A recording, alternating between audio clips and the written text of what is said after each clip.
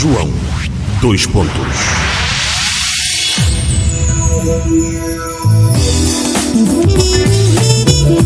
Bom dia e bem-vindo a mais uma edição do programa de entrevistas João, 2 pontos. O império da empresária Isabel dos Santos volta a estar na ribalta na imprensa portuguesa e angolana depois de uma hipotética alegação de que seria constituída arguida num processo judicial em Portugal e a possibilidade de um mandato de captura internacional. Por outro lado, e de acordo com a imprensa holandesa, um tribunal daquele país realizou uma sessão de acariação entre Sidika do Colo, um dos 9 membros do Conselho de Administração da Amorim Energia Holding, sediada na Holanda, através da Exame Energie, que associa em 40% da Sonangol, a Expressa BV, a Sonangol e os respectivos advogados. Na sessão do tribunal holandês, a Sonangol reclama a participação de Sidika do Colo na Amorim Energia, como já referi, estar fixada em 40%. Não me vou antecipar a conversa, mas vamos terminar a falar de José Eduardo dos Santos. O vê, a distância, o país e a política. Sidika, mais uma vez, muito obrigado por acederes ao meu convite para o João 2 pontos. Ontem, o Procurador-Geral da República de Angola admitiu a possibilidade de emissão do mandado de captura internacional contra Isabel dos Santos, que é a sua esposa, no âmbito destes processos que estão a correr em tribunal. Sidika, como é que você e Isabel dos Santos reagem, digamos, a mais este anúncio da Procuradoria-Geral da República que, digamos, conta com o apoio, ou pode contar com o apoio das entidades portuguesas? Bom, numa certa forma não me espanta, à luz da denegação de direito sistemática que temos sido alvo da parte da justiça angolana. Já percebemos que não há justiça para, hoje em dia, no contexto atual, para a família José Eduardo Santos em Angola. Há claramente uma missão superior que foi dada à justiça angolana de prender, de castigar. Estabelecer a verdade realmente não interessa. Eu vejo há uma violação sistemática e tão básica dos direitos. E inquieta-me, porque como é que se pretende tornar Angola num país atrativo para investimento se para afundar uma pessoa basta ter uma decisão política e dizer essa pessoa tem que ser afundada, e depois há um sistema que vai violar, ignorar, esmagar completamente os direitos mais básicos da pessoa. Por exemplo, eu recebi há pouco tempo a resposta da juíza do Tribunal Provincial de Luanda à minha oposição ao arresto que arrestaram todas as minhas empresas, as minhas contas bancárias, etc. A lei prevê, que é um direito fundamental da defesa, que a pessoa tem 8 dias depois da notificação formal dos seus advogados. Por que tem 8 dias para poder fazer oposição? Porque aquela decisão, quem não sabe, tem 600 páginas com anexos, com supostas provas que foram apresentadas em tribunal, testemunhas, etc. Mas nós nunca tivemos a oportunidade de opor a nossa versão dos factos. E por isso que a lei prevê que vão arrestar, porque há um risco iminente de fuga dos ativos, mas que a pessoa possa ter a oportunidade de vir e defender e dizer, não, isso é falso, está aqui um documento falsificado, essa testemunha não é verdadeira, vejam só aqui. E infelizmente, no meu caso, a juíza usou uma desculpa que é uma aberração de justiça, que é uma denegação de justiça, que ela diz que viu uma entrevista minha 19 de janeiro a partir de Londres, e que então isso vale notificação. Isso é uma violação básica da lei. Toda a gente não é jurista, mas todos nós podemos perceber que isso é muito grave. O que também me inquieta bastante, a própria descrição do PGR Pitagros da relação com a justiça portuguesa, a dizer que está tudo organizadinho para mandados de captura, etc, etc. Isso é grave, porque o retorno que eu tenho dos meus advogados em Portugal é que eles nunca, estão chocados, nunca viram tanta má fé da parte do Ministério Público, do tal juiz, que está uma lentidão sem precedentes. Nós estamos primeiro, obviamente que nós nos oferecemos para ajudar a esclarecer as coisas, que nós temos nós estamos interessados, somos inocentes e temos todos os nossos bens arrastados, empresas a ir à falência, etc. Nós queremos que nos digam do que é que somos acusados e que nós possamos também justificar, explicar e demonstrar e mostrar documentos. Mas o que eu vejo é que as falsas informações na imprensa criam um ambiente em Portugal. Diz-se que eu não conheço bem o país, infelizmente não sabia disso tudo antes de termos feito esses investimentos, porque francamente eu pensava que estávamos a investir num país tipo na Europa com direitos garantidos, etc. Mas percebo que aparentemente faria parte da cultura portuguesa de às vezes ter fugas da justiça, dos processos, da PGR portuguesa, através da imprensa. Eu vi na imprensa que temos casas, eu tenho casas em Sintra, no Algarve, cofre num banco com milhões de euros. É tudo falso, é tudo mentira. Eu não tenho casas lá, não temos casa nem a minha mulher, não temos cofres no novo banco, nem eu, nem ela, nem nenhuma das nossas empresas. E então isso tudo vê-se claramente que há uma vontade aí de compensar uma falta de legalidade por uma forma de legitimidade ao nível da opinião pública, fazendo uma percepção assim de escândalo, de milhões e de coisas tão... Nós fomos para Portugal quando era a crise. Todos os nossos investimentos, os investimentos da minha mulher, nomeadamente, passaram pelo Banco de Portugal. Na EFASEC, o Banco de Portugal deu um parecer no EFASEC a explicar que o dinheiro que saiu de lá veio da Unitel, não tem problema, todas as medidas de verificação de branqueamento de dinheiro foram feitas de forma satisfatória. E agora é que a justiça portuguesa, o Portugal está armado estamos a descobrir, não sabíamos, isso tudo da minha parte é completamente ridículo e inquieta-me porque estou a ver uma justiça portuguesa por razões que são deles, mas quase às ordens da agenda política angolana. Nós temos introduzido na justiça portuguesa todas as provas a demonstrar que aquela carta rogatória que veio de Angola não pode ser em qualquer país sério, e nomeadamente na União Europeia, aplicável. Tem a cópia do tal passaporte do Bruce Lee. A juíza pode dizer que não serviu, que era um pormenor, mas ela é que meteu lá dentro do dossiê, não fomos nós, não fui eu. O relatório também é completamente falso dos serviços de segurança. Também temos mostrado um documento que até é muito interessante, que é um documento que a Sodiam também usou, mas que consta do dossiê do julgamento de arresto em Luanda, que demonstra que não pode ter vindo de um ataque informático. Não foi o tal de Rui Pinto do Benfica que foi atacar as nossas o nosso sistema informático e que foi puxar esse documento, porque esse documento tem um pequeno número, que é o número da imprensa do nosso escritório em Lisboa, Avenida da Liberdade, ou seja, é um documento que foi fisicamente roubado. Então, imagine só o Rui Pinto de noite, sozinho, a vir roubar documentos físicos. Aquela história toda a dizer isso é um vigilante, quer o bem dos angolanos, que acha que os corruptos têm que ser expostos. Isso não... Mais alguns meses, pouco a pouco, essa teoria toda, esse filme todo, acho que vai começar a desabar. Em todo caso, nós não somos intimidados, nós somos organizados, vamos defender, somos inocentes e vamos prová-lo, vamos trazer todas as nossas peças e não vamos ser dignos realmente da herança política que é a nossa, e nós vamos ser dignos do José Eduardo Santos e assumimos essa posição mesmo, que vamos mostrar realmente caráter. E vamos defender. Eu tenho a informação de que o Governo quer estender o arresto dos vossos ativos na Galp. Na última sessão, entre as partes de um tribunal holandês, está a ser exigida a apresentação de provas da ilegalidade da vossa entrada na Galp. Quais têm sido os argumentos de razão, quer da Sonangol, o seu, e o que pede o tribunal holandês?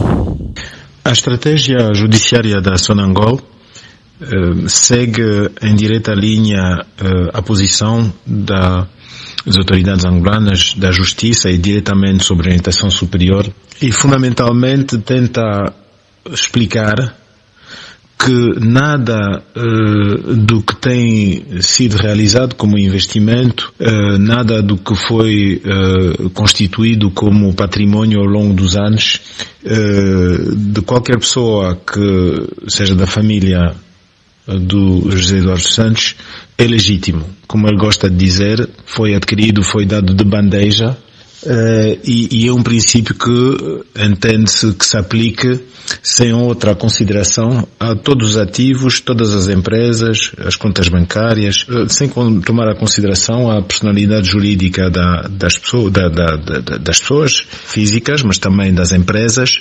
E de uma certa forma tem sido essa estratégia judicial da Sonangol para tentar dizer que a minha participação na Amorim Energia é só fruto de influência política e que é um negócio que a Sonangol podia ter feito sozinha, mas que eu fui imposto por influência política como parceiro. Bom, de lembrar que o Sr. Amorim chegou a Angola com uma parceria com a minha esposa no Banco BIC, que foi uma parceria de sucesso. Acho que participou bastante na criação de valor, criação de riqueza, promovendo oportunidades para muitos empresários angolanos e então contribuindo ao crescimento da economia, à criação de emprego. E esse investimento indireto na Galp tem sido um dos que teve mais sucesso ao nível do que Angola já fez ao nível internacional, e nomeadamente a Sonangol. O que me deixou muito triste e chocado foi realmente participar neste processo na Holanda, onde a Sonangol estava a tentar, através do seu advogado holandês, convencer o tribunal holandês de que Angola, sob a presidência do José Eduardo Santos, foi um dos piores regimes que a África já teve. Tinha um tradutor, porque aquilo era feito em holandês, mas eu estava a olhar em videoconferência para os colegas em Angola, os dois colegas representando a Sonangol, e estava a pensar, mas com tudo que eu sei da Angola, da história da Angola, do que a Angola representa para a África, da herança política, será que em 2 anos é possível chegar a esse ponto só para tentar sujar a imagem de uma pessoa? Esse símbolo de estar num estrangeiro, numa língua estrangeira, uma Sonangol, num país onde foi o MPLA que ganhou as eleições, que já em 2 anos, só para tentar sujar a imagem dele, e isso acho que não é de interesse de ninguém, não dignifica a imagem nem da governança atual, nem do MPLA, nem da África. Como é que reagiu às alegações da Sonangol, segundo as quais José Eduardo Santos promoveu nesta empresa o maior esquema de corrupção? É o paradoxo. O paradoxo de ser a Sonangol a acusar o José Eduardo Santos de corrupção, de estar na base da corrupção em Angola, e que o problema da corrupção em Angola é a família do presidente José Eduardo Santos, e nomeadamente a filha e o genro. E o filho também, que já está também inquietado em Angola há quase 1 ano. Toda a gente sabe que há um problema de corrupção em Angola. Houve um problema de corrupção em Angola. Que o facto de termos tido, no fim da guerra, um crescimento económico muito forte, tem criado muito investimento público, e que o investimento público acompanhou-se muito excessos, uma incapacidade de controlar a despesa, e muitos desvios. E então houve 2 grandes fontes de corrupção em Angola. Uma tem sido as obras públicas, e nós não temos empresa de obras públicas, e outra tem sido a Sonangol. O facto de tornarmos numa potência petrolífera, com quase 2 milhões de barris, numa certa altura a $120, criou obviamente muitas oportunidades e uma grande autogestão, ausência de controle, digamos, de fiscalização da Sonangol. Mas sabe-se que em Angola, o epicentro da corrupção então tem sido a Sonangol. Toda a gente sabe que a quase totalidade dos diretores que têm passado pela Sonangol, todos têm empresas que prestam serviços para a Sonangol, que ficaram com os ativos da Sonangol, que celebraram contratos bilionários com a Sonangol contratos leoninos que foram feitos à custa da Sonangol e do interesse público. A tal ponto que em 2014, se não estou em erro, o PCA da Sonangol, daquela altura, o Dr. Lemos, escreveu uma carta ao Presidente da República a explicar que a Sonangol estava numa situação de pré-falência. Isto tudo por causa da má gestão e da corrupção. Foi inclusive neste contexto que a minha esposa, a engenheira Isabel dos Santos, foi enviada para lá e, ao contrário do que se tem dito agora na comunicação social e a percepção, a imagem que tenta-se criar, que ela teria ido lá por oportunismo e para ficar rica, ela teve que abandonar os seus negócios, que sofreram, obviamente, num momento difícil da economia angolana, e ao mesmo tempo ela foi para lá o pior momento possível.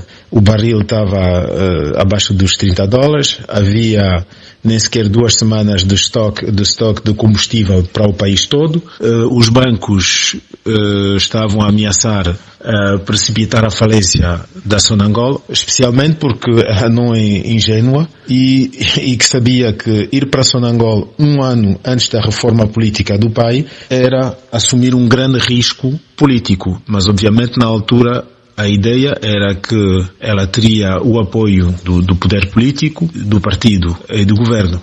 Infelizmente, depois de alguns meses no lugar a fazer o trabalho por um travão e acabar com os negócios leoninos e a roubalheira, digamos assim, na Sonangol, ela foi exonerada e foram repostas as mesmas equipas e as mesmas pessoas que provocaram a quase falência da economia toda uns anos antes. E então esse é o grande paradoxo, que a Isabel dos Santos é a única pessoa na história da Sonangol, a única membro do Conselho de Administração a ter sido inquietada pela Justiça. E isso realmente é uma pena, porque fica para a história. E neste quadro, no estrangeiro, eu achei não só uma desgraça para Angola, mas também uma pena para a história africana. O facto de ter casado com Isabel dos Santos permitiu-lhe aceder a facilidades nos negócios em Angola? Eu cheguei a Angola há 20 anos atrás, em 99, e costumo dizer com muito carinho, muita humildade, que Angola foi uma pátria de adoção para mim, porque devo tudo a Angola. Tive a oportunidade de trabalhar, de crescer em paz, e é um país que eu conheço bem. Conheço bem a cultura, conheço bem a história, conheço bem o povo e conheço bem também a classe dirigente. Agora, há um paradoxo aqui que eu não me explico e que não sei até aonde é que isso vai, porque, na minha opinião, é dar um tiro no próprio pé.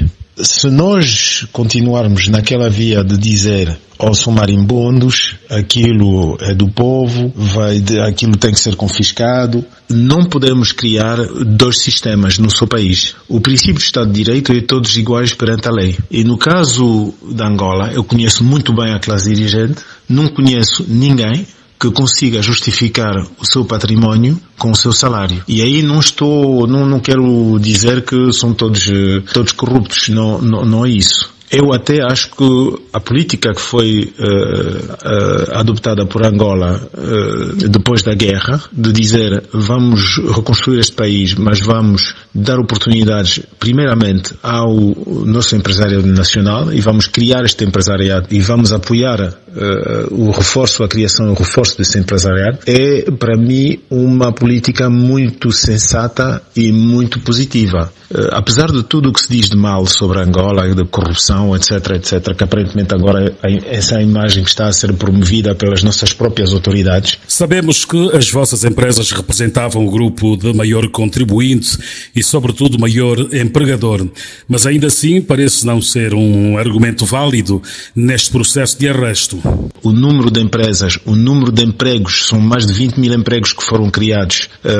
Acho que em termos de impostos pagos, se reunirmos a totalidade das empresas que foram criadas, neste caso por Isabel dos Santos, estamos na casa dos 150 a 200 milhões de dólares ano. Acho que ninguém põe em questão o facto de ser uma senhora muito trabalhadora, patriota e que criou muito emprego e contribuiu muito ao brilho de Angola através do mundo. Diz-se que às vezes há um desejo de queimar as suas próprias ídolos, mas neste caso eu acho que tem que se respeitar um certo sentido de justiça, nomeadamente porque se disser hoje tudo o que a Isabel dos Santos tem tem que ser devolvido, porque já que o pai era presidente, então quer dizer que nada do que ela tem é legítimo. Temos que enfrentar duas realidades. A primeira é que vai ser o Estado a gerir, e nós sabemos o que vai acontecer, as empresas vão à falência. E no quadro atual, nem dou um ano para as empresas irem à falência, o que quer dizer empregos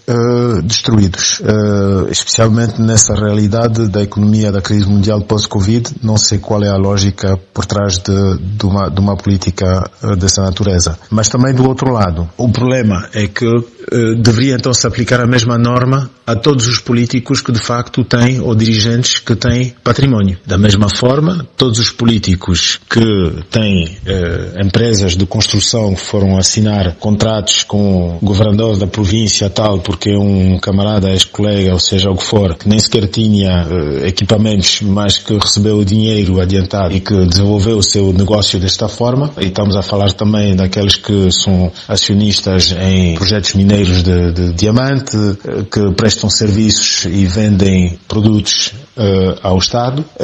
Todos eles então têm que seguir a mesma norma e têm que devolver então o povo o seu património. Que eu saiba também, o próprio Presidente da República, não estou a personalizar isso e digo isso com todo o respeito, mas estamos em democracia, então acho que temos o direito de dizer as coisas com toda a liberdade. Acho que as casas que têm nos Estados Unidos, as empresas que têm, etc, não vêm do seu salário. Coisa que eu saiba, eles são mandatários públicos, funcionários públicos há décadas, não é?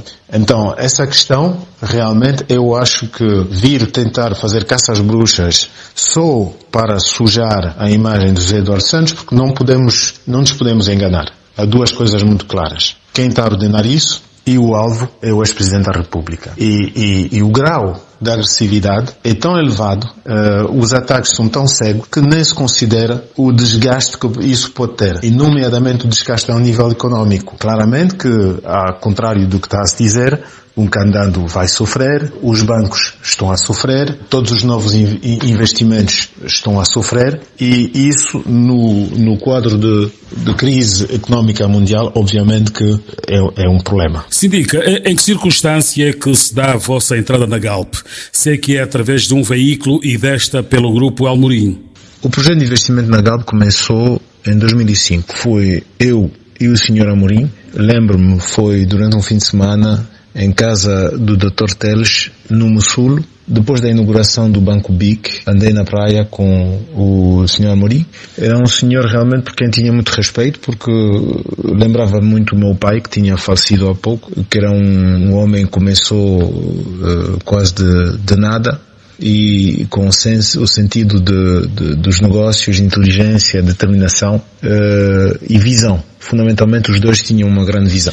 Conseguiram tornarem-se os grandes empresários de referência, cada um do seu país. E então eu tinha muito gosto em conversar assim com o Sr. Amorim, e ele perguntou-me um pouco quais eram as minhas ideias. Foi aí que nós começamos a falar dos grandes projetos infraestruturais, das grandes áreas de investimento estratégico para a África de forma geral. Eu sempre olhei para o Congo e Angola como um espaço económico e que a constituição de um eixo de crescimento entre Luanda e Kinshasa teria constituído uma massa crítica capaz de contrabalançar a supremacia económica sul-africana. E de facto a grande questão era, eu gostava muito da ideia do banco, porque fundamentalmente a grande dificuldade era como poder transformar as potencialidades, nomeadamente naturais, seja petróleo, gás, seja mineiras, energia, água, seja o que for, se não houvesse essa capacidade de financiar a economia e os projetos do setor privado angolano e congolês neste caso. E então eu estava a congratular pelo projeto do BIC, que parecia-me de ser um projeto muito bem pensado e que chegava mesmo ao melhor tempo possível. E começamos a falar do Congo, porque ele tinha muito interesse. Era um senhor, embora já mais velho naquela altura, mas que tinha sempre essa visão, essa sede de criar, de construir, e era realmente muito interessante.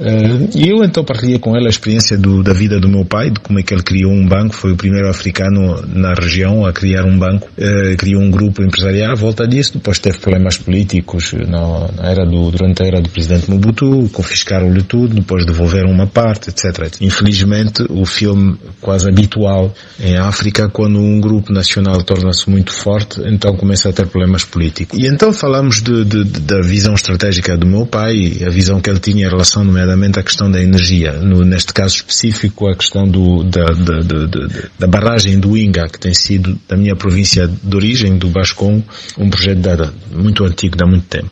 Daí é que ele falou da questão da energia. Eu disse justamente que havia, na minha opinião, um grande potencial em upstream ainda inexplorado, nomeadamente no Congo, e que faltava no mercado um player de tamanho médio que tenha uma grande força em termos de footprint de upstream, ou seja, blocos de petróleo, participações em blocos de petróleo ao nível dos mercados africanos, e ao mesmo tempo um savoir-faire, um saber fazer no midstream, ou seja, na refinaria, e desenvolver uma estratégia também na distribuição de combustível. E aí é que ele falou-me dessa oportunidade da Galp, e ele falava assim, eu pensei, mas a Galp é uma empresa cotada na bolsa, seria ideal, um veículo ideal para ser esse campeão africano, porque estando cotado na bolsa tem acesso a capitais, e o que nós estávamos a ver era que estrategicamente eu estava a pensar logo que seria uma oportunidade se calhar para Angola conseguir tomar o controle, porque fundamentalmente é esse o objetivo último, a longo prazo, conseguir tomar o controle da própria Galp. Tinha também começado a haver a Cepsa também na Espanha, que podia ter feito uma fusão ao longo do tempo, e que a força viria também da constituição de uma carteira importante de participação em blocos petrolíferos. E então é assim que começamos o trabalho com o Sr. Amorim. E de forma interessante, até o Dr. Mário Silva, que depois veio trabalhar connosco, naquela altura trabalhava pelo Sr. Amorim e era o chefe do projeto, digamos assim, da Galp. Como é que isso foi negociado e como é que a Sonangol entra na Galp? Quais seriam os termos de participação? O desafio, na altura, foi convencer o Estado português a deixar um privado português em parceria, um grupo angolano e um operador petrolífero angolano na pessoa da Sonangol, tomar o controle da Galp, juntamente um controle partilhado com a Eni. A grande negociação foi conseguir que esta participação não fosse uma participação meramente financeira. E então houve uma longa negociação para dizer que, de facto, o Grupo Amorim tinha o controle, mas nós também tínhamos uma grande influência no investimento, porque negociámos que poder indicar 2 administradores e ter uma grande presença e uma capacidade também de influência e de decisão ao próprio nível da estratégia da Amorim Energia. E era também uma posição confortável, porque a visão na altura era dizer: vamos estruturar um financiamento, ou seja, a parte angolana só vai ter que pagar 20% do investimento total, porque vamos proporcionar um financiamento ao nível internacional, e ao mesmo tempo a visão por trás era que a Eni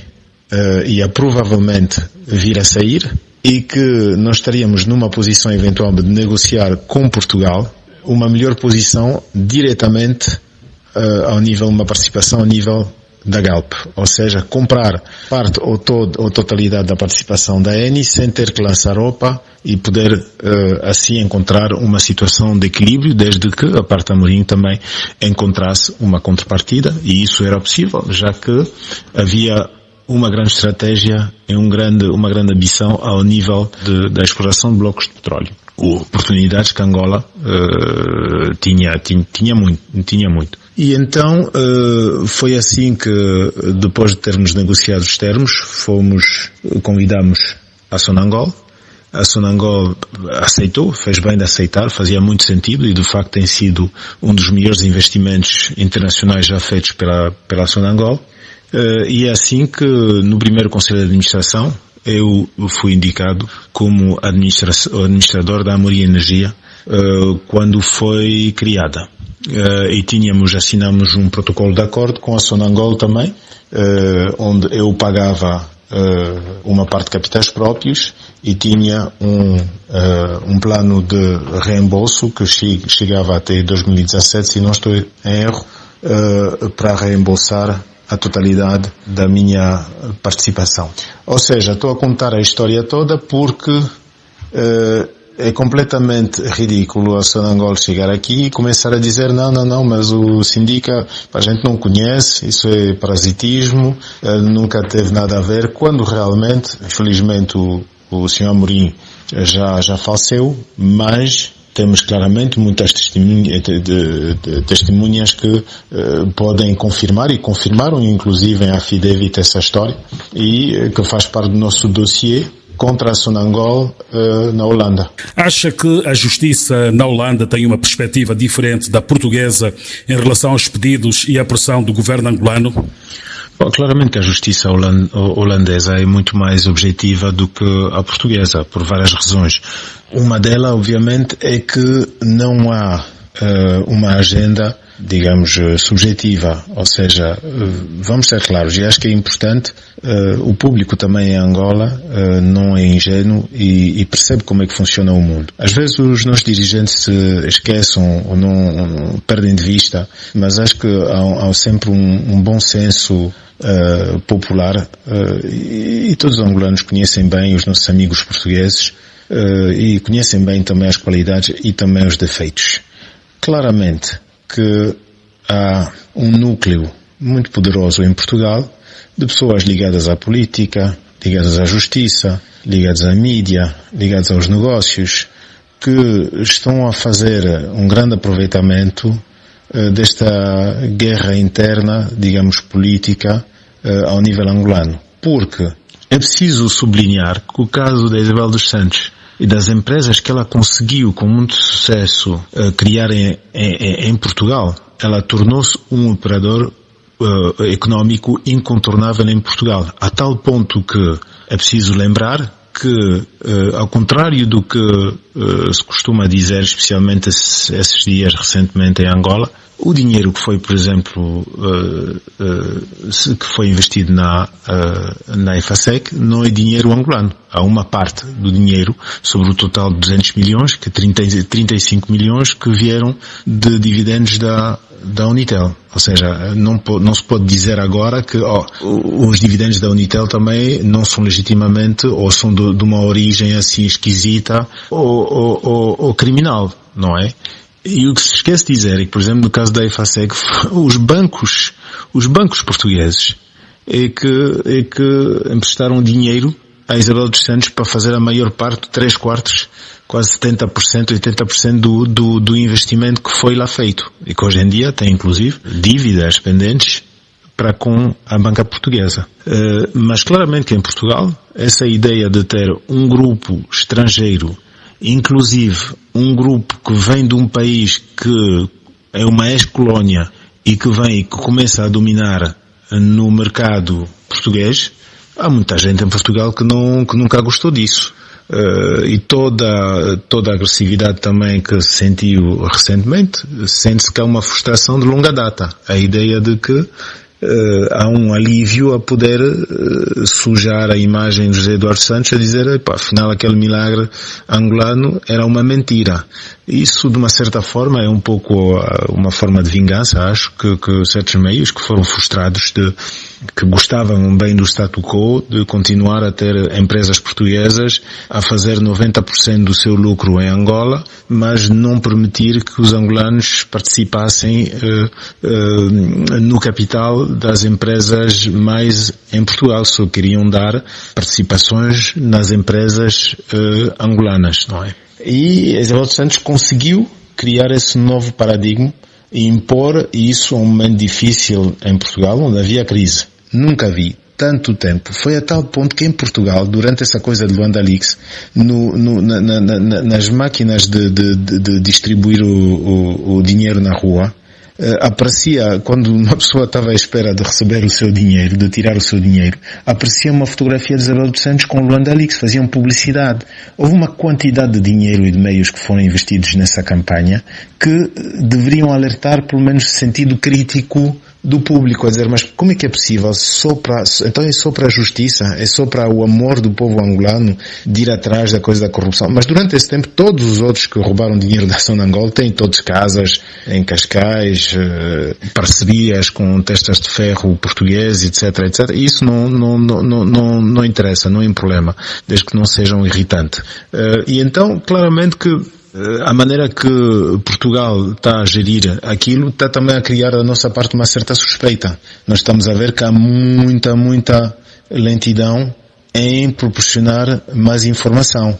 Nós estamos a ver que, por exemplo, quando nós entregamos na justiça portuguesa as provas de que houve documentos falsificados pelos serviços de segurança angolano sob controle, ou seja, a orientação superior política, que permitiram o juiz, o tribunal em Luanda, demitir um arresto, sem que as condições legais sejam respeitadas, eles preferiram ignorar, porque claramente que têm agora a sua própria dinâmica, e vê-se que, de facto, as medidas que foram implementadas pelo tribunal em Angola, que foram transmitidas para Portugal por via de carta rogatória, foram aplicadas com muito mais severidade em Portugal. E o que é que isso criou? Criou uma incapacidade de gestão das empresas no dia a dia.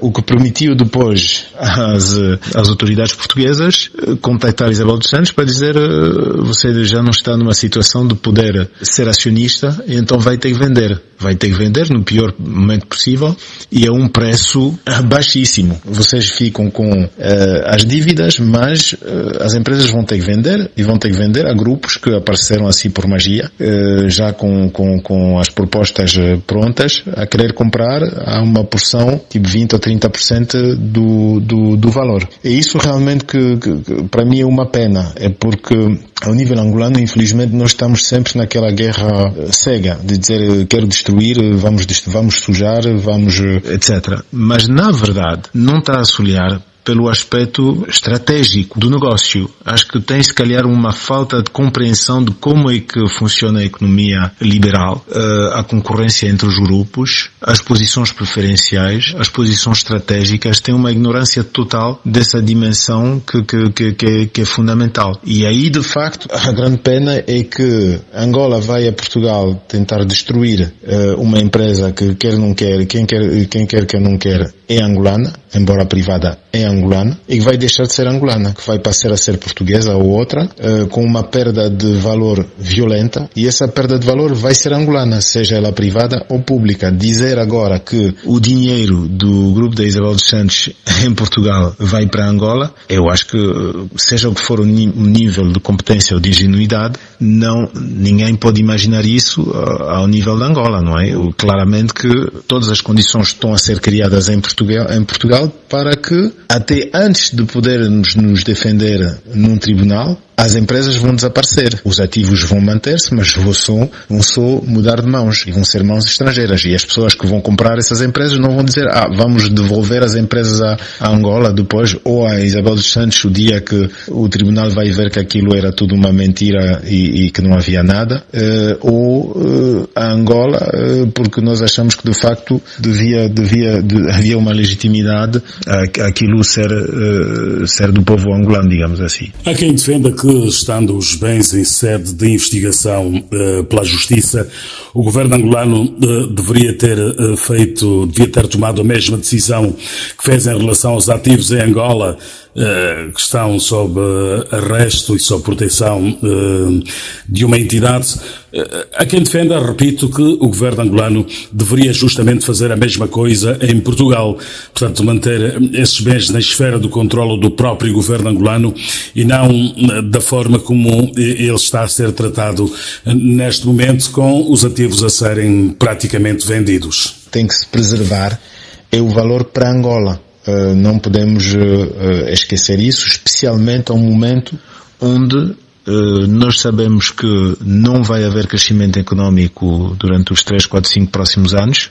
Um momento onde nós sabemos que Angola não tem dinheiro, não vai haver entrada de dinheiro, nem pelos impostos, porque sejam os cidadãos, sejam as empresas, estão completamente no chão.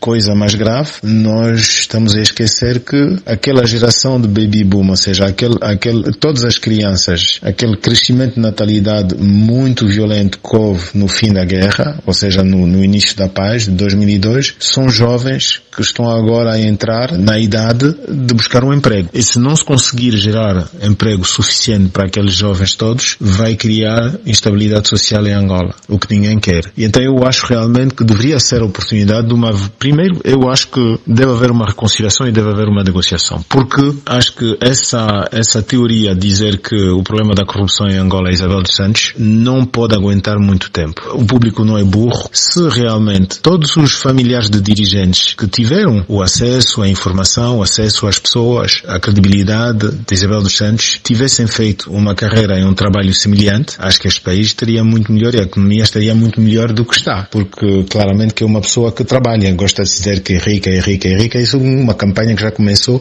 há 15 anos, princesa, etc., para tentar esconder o facto de que uma mulher trabalhadora, que criou emprego, que criou empresas, que paga impostos, eu acho que o que teria sido desejável é ter mais Isabel dos Santos do que menos, digamos assim. Eu acho que deveria realmente, essa crise de Covid e o risco que tem para o futuro de Angola, deveria obrigar a uma revisão de estratégia. Eu acho que a grande força do Deng Xiaoping na China sempre tem sido um grande pragmatismo e uma capacidade de não ficar bloqueado numa visão, numa ideologia, mas de ver as particularidades do momento e de conseguir adaptar-se e capitalizar. E eu acho que aí, ao contrário do que o Presidente João Lourenço disse numa entrevista a um canal de mídia estrangeiro, que não vai haver negociação com aquela senhora ou com aquele grupo, inclusive não se percebe porque a lei prevê que haja negociações.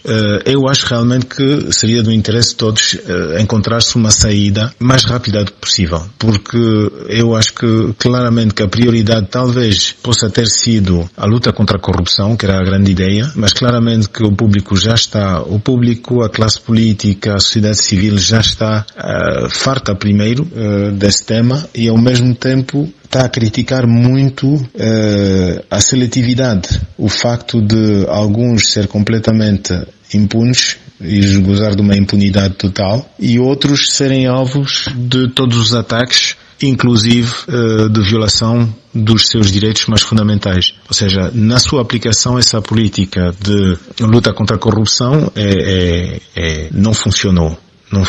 E agora eu acho realmente que deve haver um consenso ao nível da opinião que a prioridade é a luta contra o desemprego. E essa prioridade em Angola, eu acho que a posição de um grupo como o grupo da Isabel dos Santos está mais nas primeiras páginas dos jornais a anunciar que vai criar mais uma empresa, vai abrir mais uma perspectiva, vai participar a dinamizar o nosso tecido económico, do que realmente a dizer que se tem um tribunal que vai levar 5 anos, 10 anos, não sei aonde, a Isabel está a ser acusada de ser uma ladra, etc, etc. Eu acho realmente que ninguém tem interesse nisso, pelo que a nossa postura tem sempre sido de sermos construtivos, a dizer, nós não somos políticos, não temos interesse em começar polémicas e politiquices, mas estamos a ser vitimizados de uma campanha política e nós gostaríamos muito de poder passar a nossa energia, investir as nossas capacidades, a nossa energia, as nossas ideias em participar, como temos feito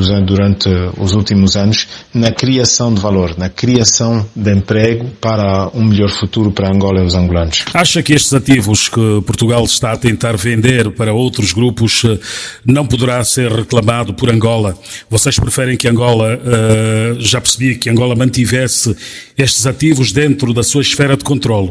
Olha, aí vai mais um sinal de que não estamos a tratar de um processo judiciário, é não é uma questão de justiça, não é uma questão de negócio, é mesmo uma questão de política. Porque o que aconteceu é que depois do arresto feito sobre tudo o que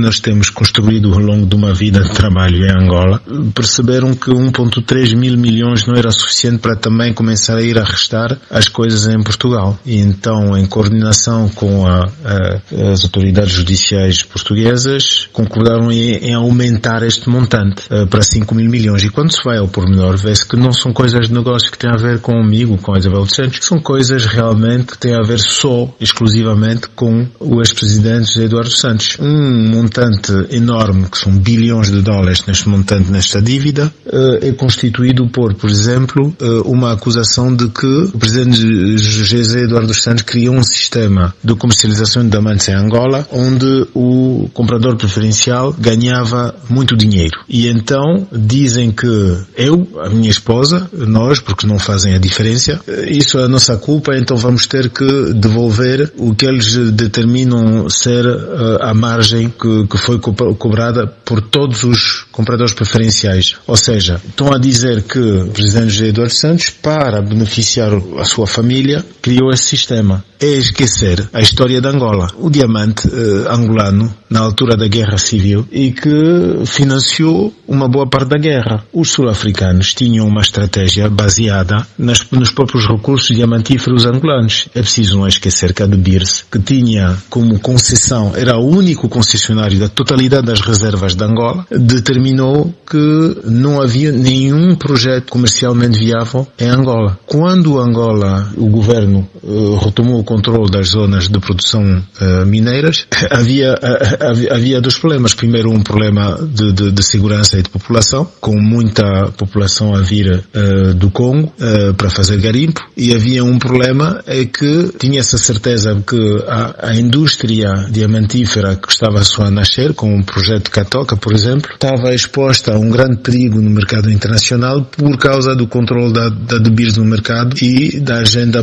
possível de forças estrangeiras para tentar destabilizar o mercado. Isso era uma realidade. O diamante angolano foi atacado, houve uma campanha internacional organizada pelos sul-africanos para dizer que o diamante de Angola era diamante de sangue. O sistema que foi criado, que não era um sistema perfeito, era um sistema que devia conseguir garantir a comercialização das pedras angolanas, dos diamantes angolanos, num sistema quase paralelo. Angola não conseguia abrir contas bancárias no exterior, havia sempre o risco de ter uma estratégia, por exemplo, onde a De Beers iria comprar ou um outro operador do mercado, não estou a dizer a De Beers, não estou a fazer processo de intenção, mas qualquer operador importante internacional poderia comprar uma grande parte da produção, por exemplo, do Catoca, fazer uma estocagem sem vender no mercado e depois de repente inundar o mercado com essa produção e levar o projeto à falência. Isso era uma possibilidade. Em dezembro, quando há esta declaração de arresto, a dívida estava fixada em 1,3 mil milhões de dólares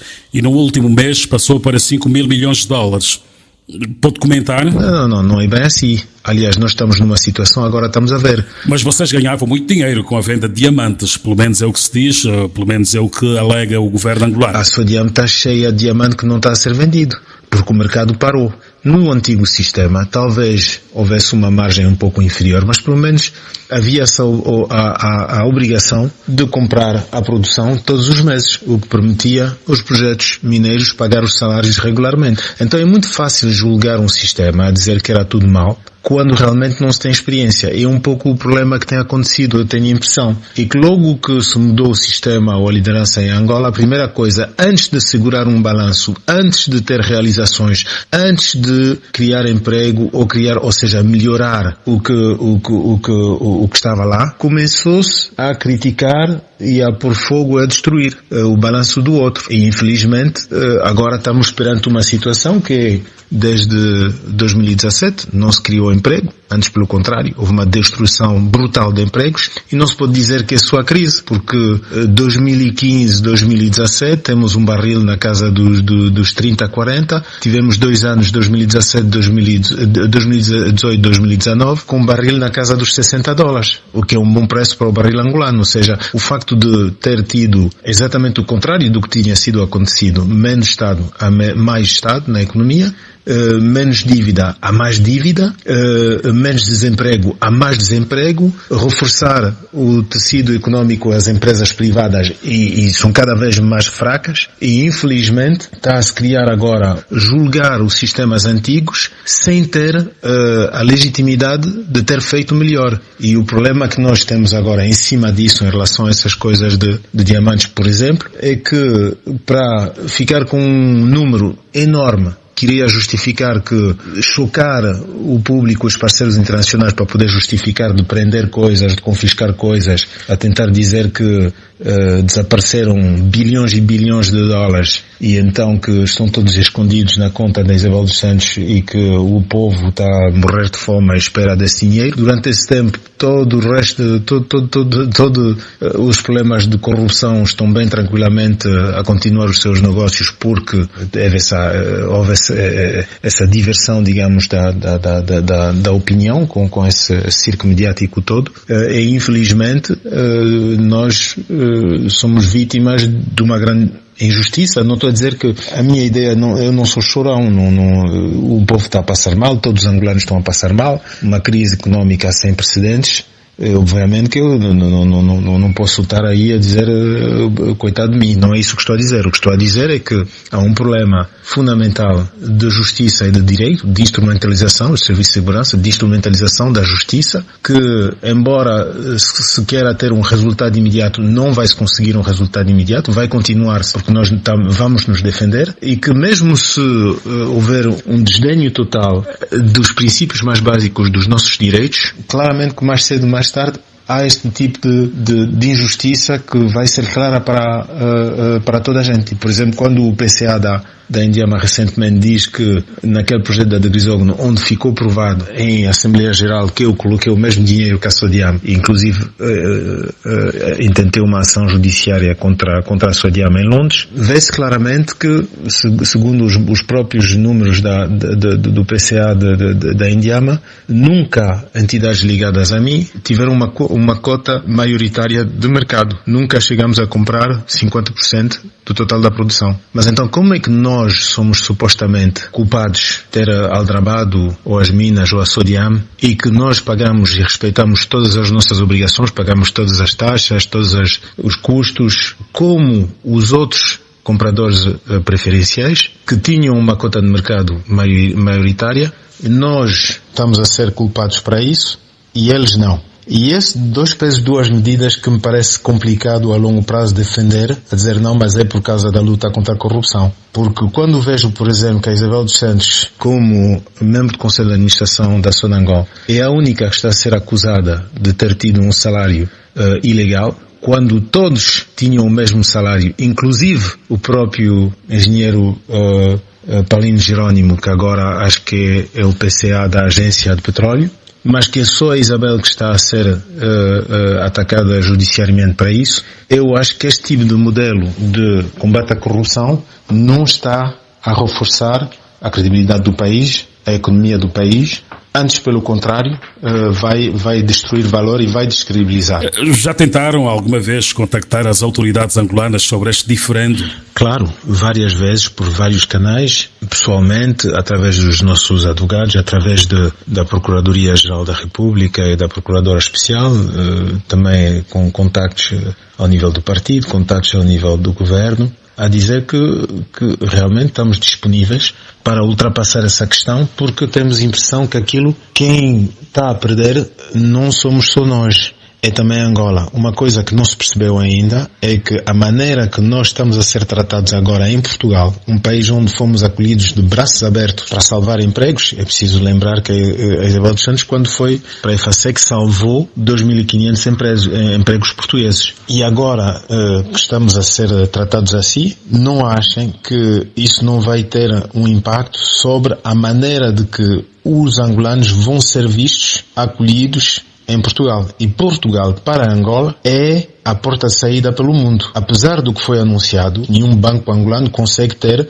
um banco correspondente nos Estados Unidos. E ao mesmo tempo agora com a China também a relação está assim meio não está assim tão dinâmica como já esteve. E agora com essa questão de Portugal, pode ter a certeza que o ataque que está a ser feito, por exemplo, ao BIC, que é um instrumento fundamental, uma ponte entre Angola e o mundo, para investimentos de fora em Angola, mas também facilitar investimentos angolanos fora do país, está a ser completamente destruída. E isso vai ter um impacto logo a seguir para todos os outros, e não há muitos, todas as outras pontes europeias. Doravante, a percepção que em França, na Inglaterra, na Alemanha se tem na Angola é um país com problemas de corrupção e um país que não queremos ver em nenhum negócio de relevo no nosso território. E isso é uma perda estratégica para Angola, que tinha uma visão de expansão da sua economia pelo mundo. Isso realmente é infelizmente um grande recuo. Não me vou antecipar a conversa, mas vamos terminar a falar de José Eduardo dos Santos.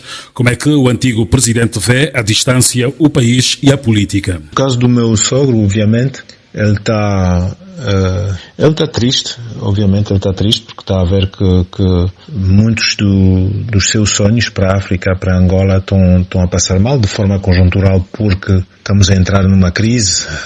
O MPLA não conseguiu encontrar ainda as soluções para tirar o país da crise e para melhorar os problemas que o sistema sempre teve, mas ao mesmo tempo eu acho que ele faz parte de uma geração que não se consegue rever na filosofia deste tipo de opção política. Essa ideia de dizer agora vamos vender, vai haver mais setor privado, mas vamos fazer caça às bruxas aos grupos empresariais, porque eles têm, em função de uma chave de leitura meramente política. Vamos diversificar a economia, mas ao mesmo tempo não estamos a diversificar nada, estamos a continuar com mais petróleo, mais Sonangol, mais dívida, e também acho que há uma questão que deve deixar também muito triste e inquieto, é esse conceito da soberania angolana, ou seja, sempre houve ao nível do MPLA um consenso à volta de uma ideia da importância de preservar uma soberania na promoção dos grupos empresariais nacionais e também uma certa visão dos recursos de Angola, por exemplo o petróleo. Essa opção agora que foi levantada de dizer então os grupos angolanos não valem nada porque são todos corruptos, são todos ligados a marimbondos não sei quê, mas vamos mandar vir grupos de fora e agora vamos vender todos os blocos de petróleo a grupos estrangeiros. Isso obviamente que, conhecendo bem o meu sogro, ele deve sofrer de ver o seu país assim com dificuldade de encontrar um rumo claro, uma visão clara que possa consolidar o que Angola já conquistou com a geração dela ao nível da independência, da paz, dos primeiros passos na reconstrução de um país mais aberto, mais livre, mais liberal economicamente, e agora ter um país mais dividido, com um rumo menos claro, fora de luta contra os inimigos, ou um grupo identificado como tal, de marimbondos, e que fora disso não parece ter outra solução, outra política, outra ambição do que demonstrar força, autoridade e capacidade de humilhar quem não está do lado deles. Pessoalmente, sendo africano, sempre vejo nos mais velhos uma oportunidade. Para mim, alguém como o presidente José Eduardo Santos, mas também outros colegas dele, seja qual for a opção política, a cor política deles, esses mais velhos são uma grande mais-valia para Angola, especialmente agora em tempos onde ninguém sabe o que é que vai acontecer em termos do tamanho, da importância, da profundidade da crise económica que começou agora no Covid. Ou seja, ninguém pode dizer eu tenho a solução e vai correr tudo bem. E nesse tempo de incerteza, a coisa mais importante é a união, a unidade de todos. São momentos onde tem que se esquecer das divisões, até das divisões políticas, porque não estamos a falar do bem do MPLA, ou do bem da UNITA, ou do bem de seja quem for. Estamos a falar do bem dos angolanos e do futuro a longo prazo dos angolanos. E eu acho realmente que nesses tempos, nesses momentos raros da vida dos países onde realmente tem um destino assim, pode ir para muito bem ou pode ir para muito mal. São momentos onde os nossos dirigentes têm que encontrar a força, a maturidade, a calma de alma e de espírito necessária para serem fatores de união e não fatores de divisão, de dizer você é mau, você é bom, você é marimbondo, você é tal, etc. Ou você é da UNITA, você é da oposição. Não, temos que realmente, somos todos angolanos e acho que seria realmente importante a nossa liderança integrar este factor, que ninguém está contra Angola, ninguém está contra os angolanos, todos nós queremos ter um país com melhores condições, com uma juventude que tem sonhos, que tem capacidade de realizá-los. Todos nós queremos ter orgulho do nosso país, não há nenhum angolano, seja qual for a cor política dele, que quer ter um país dividido, um país fraco. Sidica, julgo que ele não está assim tão isolado, apesar desta pandemia, se levarmos em consideração que até fez alguns amigos enquanto presidente. Falo de amigos externos, falo de amigos internos, portanto amigos de Angola, amigos de infância. Como é que ele se sente em relação a esta questão? Tem recebido contactos? Bom, conhecendo bem o meu sogro, o ex-presidente José Eduardo Santos, eu sei que ele próprio nunca quis ser um problema para a liderança atual. E ele não quis começar a contatar muita gente para não dar a impressão de estar a criar polémicas ou a criar problemas. Não é a maneira de ser dele. É uma pessoa pacífica e tranquila, não gosta de confusão. E então acho que ele próprio pessoalmente não procurou realmente fazer muitos contactos. Onde houve realmente um grande apoio e uma grande solidariedade foi mais ao nível dos presidentes africanos. Angola, sob a liderança de José Eduardo Santos, tem ajudado muitos países africanos, e Angola, e ele é um símbolo de uma certa forma de uma África mais solidária, que conta mais com os seus próprios filhos e menos com o exterior.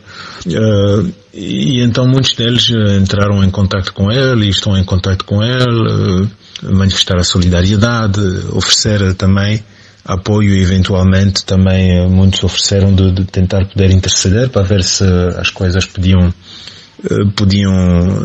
se desamorçar um pouco e a tensão podia diminuir um pouco, porque realmente Angola merece e a África merece melhor do que isso. De forma também interessante, muitos sinais de solidariedade e de carinho, de uma certa forma, vieram da oposição. O que me surpreendeu, mas ao mesmo tempo é verdade que ele tem sido